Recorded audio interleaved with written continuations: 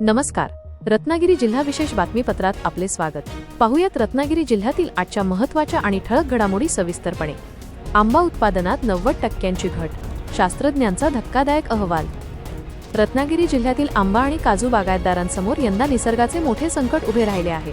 कोकण कृषी विद्यापीठ आणि जिल्हा कृषी विभागाच्या संयुक्त पाहणीत एक धक्कादायक अहवाल समोर आला आहे. प्रतिकूल हवामान, लांबलेली थंडी आणि तापमानातील सततच्या बदलामुळे जिल्ह्याचा मुख्य आधार असलेल्या हापूसच्या उत्पादनात तब्बल 80 ते 90% मोठी घट होण्याची भीती व्यक्त करण्यात आली आहे.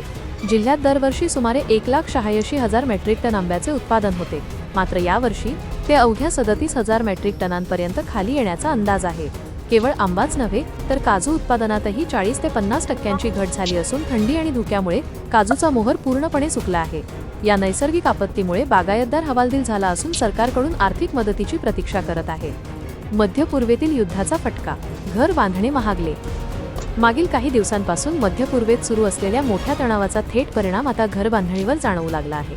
इस्रायल, अमेरिका आणि इराणमधील संघर्षामुळे स्ट्रेट ऑफ होर्मुझ येथे निर्माण झालेल्या परिस्थितीमुळे जगभरात क्रूड ऑइल आणि गॅसचा तुटवडा जाणवत आहे. या पुरवठा साखळीतील व्यत्ययामुळे ऊर्जा केंद्रित क्षेत्र असलेले पोलाद आणि सिमेंट उद्योगावर परिणाम झाला आहे. घरबांधणीत महत्त्वाची भूमिका बजावणाऱ्या लोखंडी सळ्या आणि सिमेंटच्या किमतीत मोठी वाढ झाली आहे. 9 फेब्रुवारीच्या तुलनेत सध्या लोखंडाच्या दरात प्रति मेट्रिक टन 4,000 रुपयांपेक्षा जास्त वाढ झाली आहे, ज्यामुळे सर्वसामान्यांचे घर बांधण्याचे स्वप्न महागले आहे. जिल्ह्यातील 415 साकवांची कामे प्रलंबित, प्रशासनासमोर मोठे आव्हान.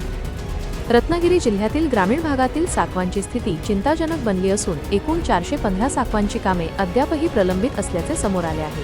या कामांसाठी तब्बल 3,092.30 लाख रुपयांचा खर्च अपेक्षित असून पावसाळ्यापूर्वी ही कामे पूर्ण करणे प्रशासनासमोर मोठे आव्हान ठरणार आहे. यापैकी 29 साकव इतक्या मोडकळीस आलेल्या अवस्थेत आहेत की त्यांची नव्याने पुनर्बांधणी करणे आवश्यक आहे, ज्यासाठी 892 लाख रुपयांची गरज आहे. लांजा तालुक्यात सर्वाधिक 17 साकवांच्या पुनर्बांधणीसाठी 592 लाख रुपये अपेक्षित आहेत. दुरुस्तीच्या प्रतीक्षेत असलेल्या साकवांची संख्या 386 असून संगमेश्वर तालुक्यात सर्वाधिक 115 साकवांच्या दुरुस्तीसाठी निधीची आवश्यकता आहे. ग्राम संपर्क युनिक फाउंडेशन NGO रत्नागिरीला स्वच्छता चॅम्पियन पुरस्कार. रत्नागिरी नगर परिषदेच्या वतीनं स्वच्छ सर्वेक्षण अभियान व माझी वसुंधरा अभियान अंतर्गत रत्नागिरी शहर स्वच्छ, सुंदर व पर्यावरणपूरक ठेवण्यासाठी उल्लेखनीय कार्य केल्याबद्दल संपर्क युनिक फाउंडेशन NGO रत्नागिरीला सन 2026चा स्वच्छता चॅम्पियन पुरस्कार देऊन सन्मानित करण्यात आले. नगराध्यक्ष सौ. शिल्पा सुर्वे, आरोग्य सभापती बाबा नागवेकर आणि मुख्याधिकारी वैभव गारवे यांच्या उपस्थितीत संस्थेचे अध्यक्ष शकील गवाणकर आणि त्यांच्या सहकाऱ्यांनी हा पुरस्कार स्वीकारला. खेडमध्ये शेतात भाजावळ करताना वृद्धाचा होरपळून दुर्दैवी मृत्यू. खेड तालुक्यातील निळीक येथील बशीर महामूद चौगुले या 65 वर्षीय वृद्धाचा शेतीचे काम करत असताना आगीत होरपळून दुर्दैवी मृत्यू झाल्याची हृदयद्रावक घटना घडली आहे. मार्च 22 रोजी सकाळी चौगुले हे खलाटी नावाच्या ठिकाणी शेतात भाजावळ करत होते. उन्हाळ्याचे दिवस असल्याने पुढील हंगामाच्या पूर्वतयारीसाठी ते काम करत असतानाच उन्हाचा कडाका सहन न झाल्याने त्यांना अचानक चक्कर आली आणि ते थेट पेटलेल्या भाजावळीच्या ढिगावर कोसळले. त्यांचे कपडे जळालेल्या अवस्थेत कुटुंबियांना आढळून आले. त्यांना उपजिल्हा रुग्णालयात नेण्यात आले, मात्र डॉक्टरांनी त्यांना मृत घोषित केले. या घटनेमुळे संपूर्ण परिसरात हळहळ व्यक्त केली जात आहे. संगमेश्वरमध्ये रंगला कबड्डीचा थरार, माभळेचा प्रियल स्पोर्ट संघ महाविजेता.